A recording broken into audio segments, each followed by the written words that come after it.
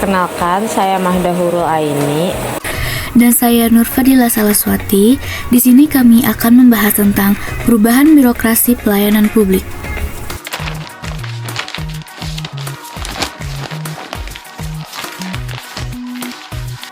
Yang pertama ada organisasi pelayanan publik. Sebelum membahas organisasi pelayanan publik terlebih dahulu, mengungkapkan bahasa pelayanan publik dalam praktik sehari-harinya, istilah pelayanan publik ini dinominasikan dengan pelayanan umum sebagaimana yang disebutkan dalam Keputusan Menteri Pendayagunaan Aparatur Negara pada nomor 63 tahun 2003.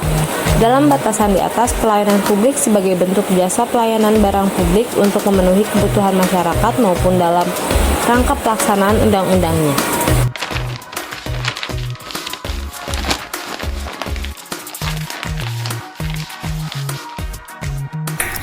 Dikemukakan oleh Howlett dan Rames tahun 1995 bagian 32-33 yang membedakan adanya 4 macam barang atau jasa. Yang pertama yaitu barang atau jasa privat, yang kedua barang atau jasa publik, yang ketiga peralatan publik, dan yang keempat barang atau jasa milik bersama.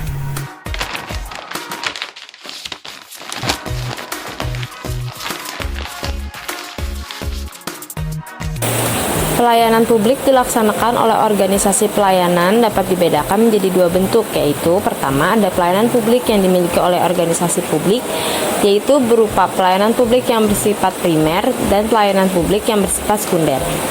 Nah, yang selanjutnya ada pelayanan publik yang diselenggarakan oleh organisasi privat, yaitu semua orang penyedia barang atau jasa publik diselenggarakan oleh swasta.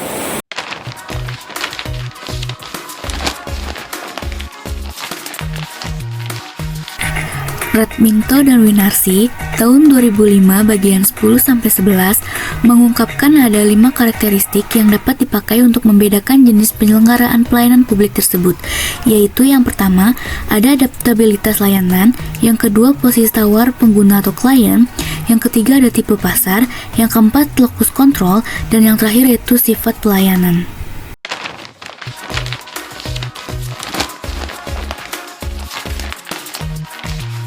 Pada tahun 2003, muncul pendekatan baru dalam organisasi publik, yaitu The New Public Service oleh J.F.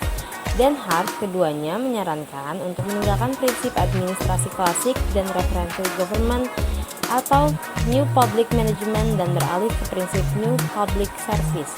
Dalam bukunya Denhart yang berjudul New Public Service, Saving Not Shattering, pada halaman pendahuluan menyatakan NPS lebih disarankan pada demokrasi, right and citizen daripada market competition and customer service, the delivery democracy.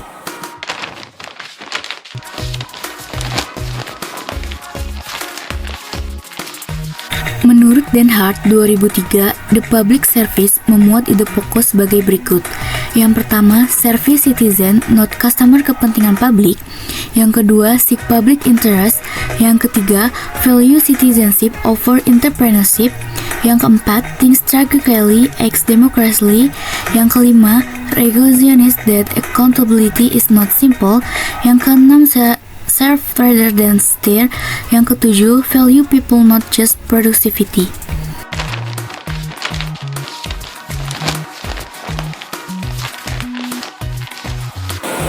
Maka masalahnya sekarang, bagaimana para pejabat publik dan aparatur pelayanan publik di frontline service dapat memahami dan menerima nilai-nilai NPS tersebut.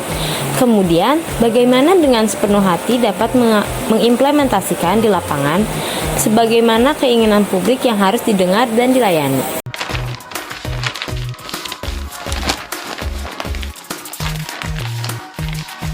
Kemenpan nomor 25 tahun 2004 menetapkan 14 unsur minimal yang harus ada untuk pengukuran IKM yang kemudian diimplementasikan ke dalam 14 kuesioner.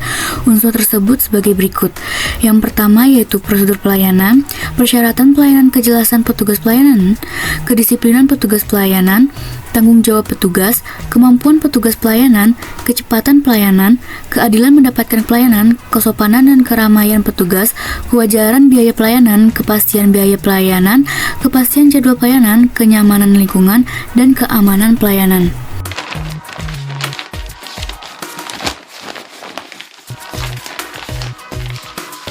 Dalam pelayanan publik yang diselenggarakan oleh swasta, adaptabilitas pelayanan sangat tinggi.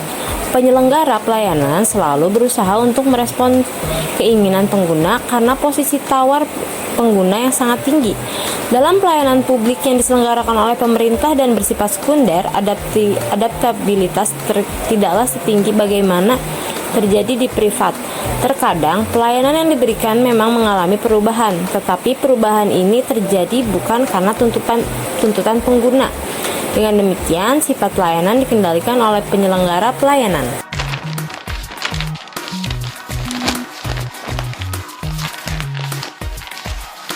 Selanjutnya yaitu ada pendekatan reformasi birokrasi.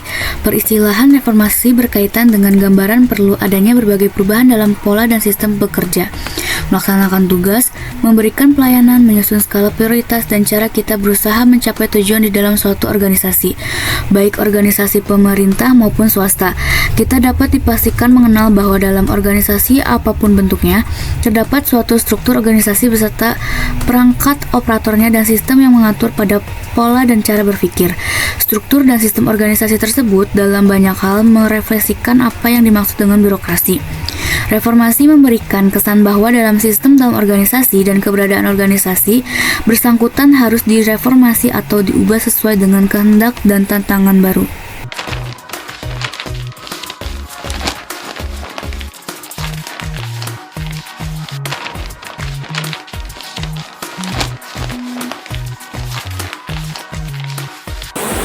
Dalam perbendaharaan bahasa, dalam abad 18 sudah mulai memasuki istilah bureau yang diserap dari konsep Yunani tentang pemerintahan yang diartikan meja tulis. Para pejabat bekerja dan ditambah arti aturan. Albro menjelaskan istilah ini kemudian mengalami transliterasi sebagaimana istilah demokrasi sehingga menjadi bureaukrei.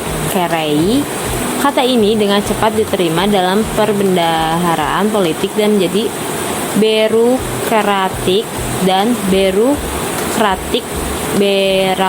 berekratazia dan berekurai. Menurut Weber, birokrasi merupakan ciri pola organisasi yang terstruktur disebut sedemikian rupa sehingga secara maksimal dapat memanfaatkan tenaga ahli. Organisasi harus diatur secara rasional, impersonal, sehingga bebas dari prasangka. Dengan demikian, birokrasi merupakan suatu sistem otorita yang ditetapkan secara rasional dalam berbagai peraturan dalam mengorganisasi secara teratur bersifat spesialis, hierarki, dan terelaborasi.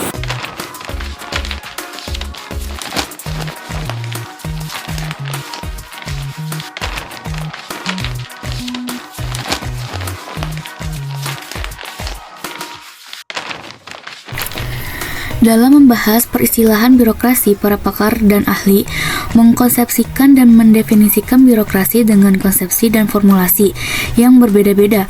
Sehubung dengan konsep birokrasi, Lane tahun 1987 bagian 1-3 menyebutkan bahwa referensi utamanya bacalah tipe ideal birokrasi Max Weber yang memuat unsur-unsur sebagai berikut. Yang pertama, pembagian divisi pegawai yang terdefinisi secara jelas. Lalu struktur otoritas impersonal memiliki jenjang hierarki bergantung pada aturan formal, menggunakan sistem merit pada pegawai, ketersediaan karir, pemisahan jarak antara kehidupan sebagai anggota organisasi dan kehidupan pribadi.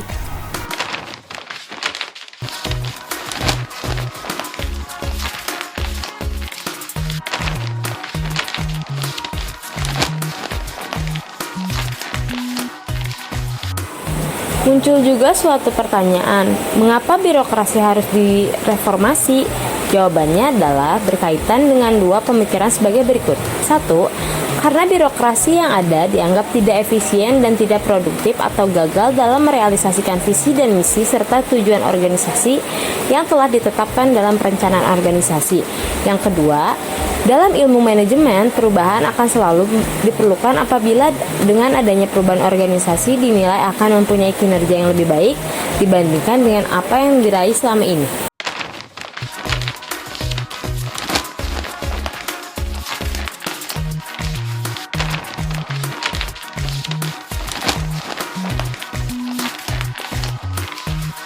Bentuk organisasi birokrasi yang dibuat harus mempunyai keterkaitan dengan strategi yang aplikatif yang dapat diimplementasikan dengan mudah dan berkesinambungan. Karena itu, bentuk dan jenis organisasi birokrasi yang dirancang dengan strategi yang aplikatif dan implementatif yaitu pertama ada reformasi kelembagaan perangkat daerah, yang kedua itu reformasi sumber daya aparatur.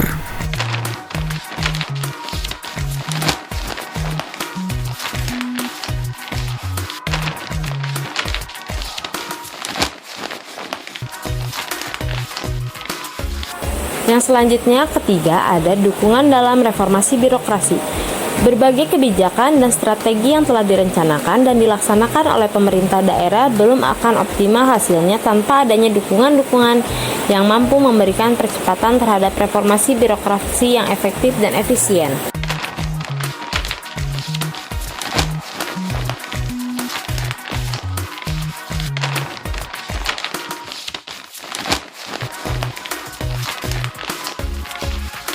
Lalu yang keempat ada dukungan masyarakat. Pengawasan fungsional yang dilakukan oleh aparat pengawas fungsional pemerintah, masyarakat juga mempunyai peran yang sangat penting dalam mendukung peningkatan kinerja pelayanan publik. Keterlibatan masyarakat menjadi sangat penting apabila program tersebut memiliki sasaran masyarakat, sehingga keterlibatan masyarakat sangat mutlak diperlakukan, mengingat masyarakatlah yang akan memanfaatkan dan menilai keberhasilan suatu program. Sumber daya aparatur yang melakukan reformasi harus mempunyai sifat karakteristik yang jujur, komunikatif, terpercaya, cerdik, dan mempunyai kepedulian, tetapi tetap perlu diingat, aparat adalah manusia yang mempunyai sifat yang lemah.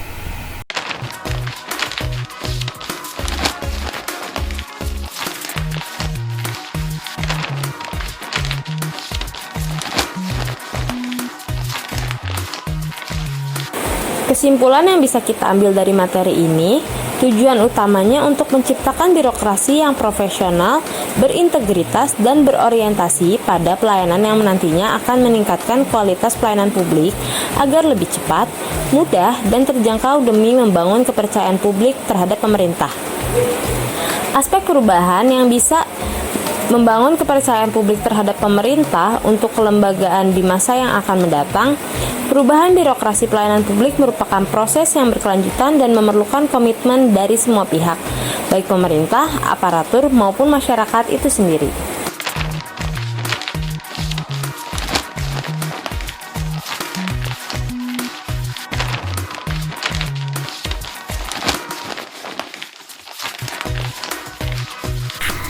Demikianlah presentasi kami pada kesempatan ini. Terima kasih atas perhatian dan waktu yang telah diberikan. Semoga apa yang kami sampaikan dapat bermanfaat.